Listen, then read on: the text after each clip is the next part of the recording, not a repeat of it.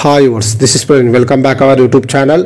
ఈ వీడియోలో మనం కోదాడ నుంచి విశాఖపట్నం వెళ్ళే service number 2042 TSRTC Garuda AC seater bus యొక్క పూర్తి వివరాలు తెలుసుకుందాము. ఈ బస్ మియాపూర్ డిపోకి చెందిన Garuda AC seater bus.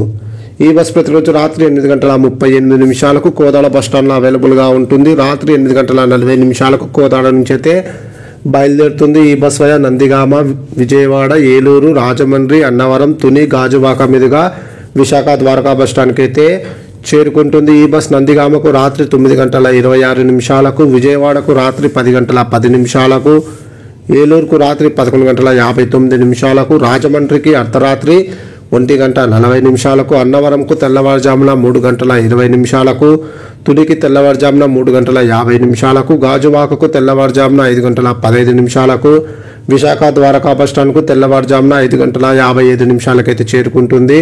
Kodad నుంచి విశాఖపట్నంకు సుమారుగా 457 కిలోమీటర్ల దూరం ఉంటుంది. కోదాడ నుంచి విశాఖపట్నంకు టోటల్ జర్నీ అవర్స్ 9:15. కోదాడ నుంచి విశాఖపట్నంకు బస్ ఫేర్ 1,290 రూపాయలు అయితే అవుతుంది. ఈ బస్సుకు కోదాడ నుంచి విశాఖపట్నంకు ఆన్లైన్ రిజర్వేషన్ సౌకర్యం అయితే లేదు, హైదరాబాద్ నుంచి మాత్రమే ఉంది. ఏమైనా సీట్స్ అవైలబుల్గా ఉంటే మనం కోదాడ నుంచి అయితే ఎక్కే అవకాశం అయితే ఉంటుంది. ఇప్పుడు మనం విశాఖపట్నం నుంచి కోదాడ వెళ్ళే service number 2043 TSRTC Garuda AC seater bus యొక్క పూర్తి వివరాలు తెలుసుకుందాము.